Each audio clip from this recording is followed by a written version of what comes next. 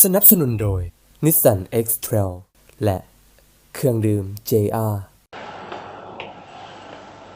สกายชอบไผ่เห็นเหลียวเข้าไปในห้องโดนเติมแล้วบ่ได้ซ้อมไผ่บ่ได้ซ้อมไผ่ เห็นสกายพอดีเลย วางอยู่อ่ะบ่ได้เรียนวางอ๋อสั้นมาช่วยเขาแก้เพลงต่อได้บอกเพราะว่าตอนนั้นเขายังแก้บ่จบหากันได้ครึ่งเดียวโดยได้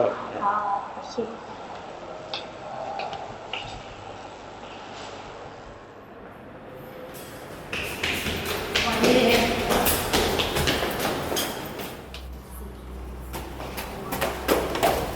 มีสาระไม่ใช่ได้คนที่มากกว่าจะพูดจะเป็นยังไงวะคนที่มึงมากได้ถ้ามึงกูบ่ยอมกูบอกว่าแหละเดี๋ยวกูจะจัดการเลยพี่หญิงเห็นไหมหน้าก่อนหัวใจที่มอบให้เจ้าไปวันนั้นขอย้อนเวลาเอากลับมาความหักก็ให้จบกันเพียงเท่านี้เธอหักแล้วต้องปวดใจเย้จบเพลงละพอดีทันเข้าประกวดห้องเพลงทิศหน้าเลยกวนหยังอุ้ยแบบซี่อ่ะดิอ๋อสกายเขาถามเนี่ยยังบ่ฮู้ประวัติส่วนตัวของสกายซ้ำว่าแต่เพิ่นย้ายมาแต่ไสเห็นมีคนบอกว่าย้ายเข้ามากลางเทอมถือว่าพิเศษเด้นี่เขามาแล้วซินี่นะโอ้ไฮโซอ่ะเป็นพี่น้องกับผมด้วยกันวะดีสกายนี่ฐานะดี ใจดี แถมยังจริงใจอีกได้เนาะยังบ่ทันรู้จักเพลงซ้ำแต่ก็มาสวยแกะเพลงให้ละสกายใจดีหรือว่าเพลงจับจูดสกายเลยวะพูดดิจับจูดอีหลีแหละ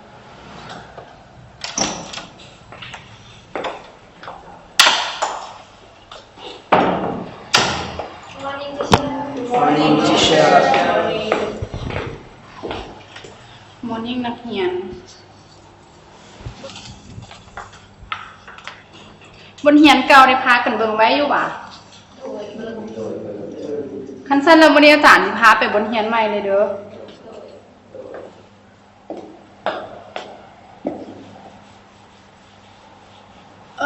พอยพลินอาจารย์มีข่าวดีมาบอกน้องทางโรงเรียนแล้วก็อำนวยการเพิ่นได้เลือกเอาน้องไปเป็นตัวแทนนักเรียนลาวไปแลกเปลี่ยนวัฒนธรรมอยู่ประเทศเวียดนาม เนื่องจากลาวคนนั้นมีผลงานดีเรียนก็เก่งแถมบ่เคยถูกตัดคะแนนก็เลยได้เป็นเราถ้าว่าอาจารย์ดีใจนะมึงดีใจนะ อาจารย์ของที่เราสร้างภาพเป็นนักคนได้บอกน้องอาจารย์เดี๋ยวอาจารย์ถามคนไทยกันเด้อแต่ว่าสิเป็นเลี้ยงฉลองใส่กันลืมอาจารย์เด้อ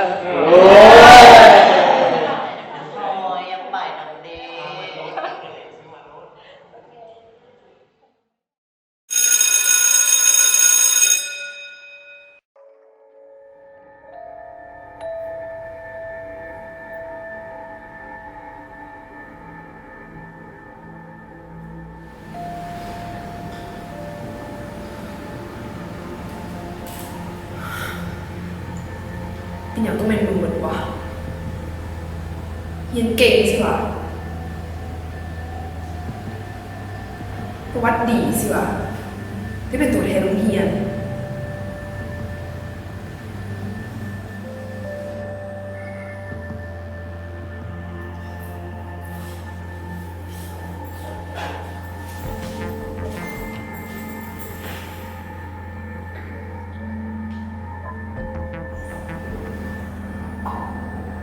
แต่ถ้าประวัติมันบ่ดีแน่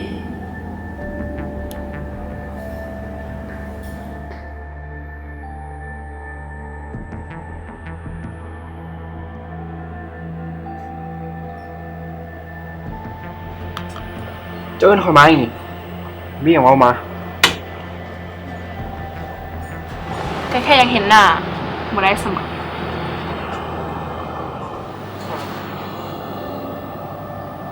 ค่อยเอาบ่แม่นละวิ่งก็เว้ามาคันบ่มีหยังค่อยไปนี่ เสียเวลา คอยจะเห็นไอ้เจ้าได้เป็นแฟนน้ำพลอย จ้อยก่อน คอยจะเห็นไอ้เจ้าได้เป็นแฟนน้ำพลอยตั้งเลยเนาะ ค่อยว่าจะช่วยหยังค่อยบ่ได้ดอก อีกอย่างพลอยแล้วก็มีแฟนอยู่ละเราบ่ได้สนใจหยังค่อยดอก แล้วถ้าเขาเลิกกันดิง่ายน้อยเดียวพลอยมันยังบ่เคยมีอย่างกับแฟนมันเถอะ เจ้าแท้กว่านี้ ถ้าจะได้มันก่อน เขาต้องเลิกกันแน่นอน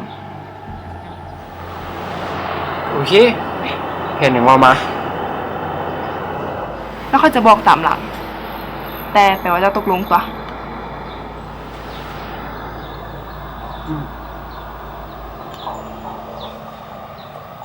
บักหมู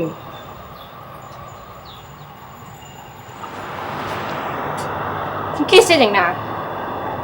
กูไม่ได้คิดจะเห็นอย่างนะกูได้ยิน กูไม่ได้คิดจะเห็นอีหยังอีพลอยเลยเด้ กูเศร้าแอบไปไม่เห็นตอแหลไม่ได้ใส่ฮะ กูบ่ได้เฮียน แต่กูซึมซับมันละมึงเต็ม ไม่ได้คิดว่าพวกกูเป็นหมู่มึงอยู่อ่ะ ๆมึงเฮ็ดให้กูคิดแล้วแดะกูถามมึงคืนแน่ ที่ผ่านมานะมึงคิดว่ากูเป็นมุมสมองเวลาลมน้ำกูนะคือลมกับหมานี่อีพลอยให้กัน ได้ทุกอย่าง ทั้งที่มันกูนี่นะที่จะต้องได้ และเดี๋ยวนี้มันกำลังจะได้ทุนไปเรียน กูสิที่มันบ่ได้ไป น่ามันเป็นหมู่มึงไง มึงก็ต้องไม่ให้ทำทาหักงูห่วงงูดอกบี มึงมากูบอกมึงว่าที่มึงรักกินของหักของมึงเองดีตาย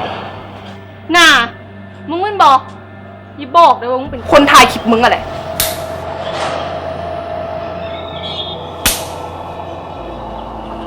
กูหากันเริ่มบี ถ้ามึงจะสวยนะมึงต้องสวยถึงที่สุด ตามมึงเลย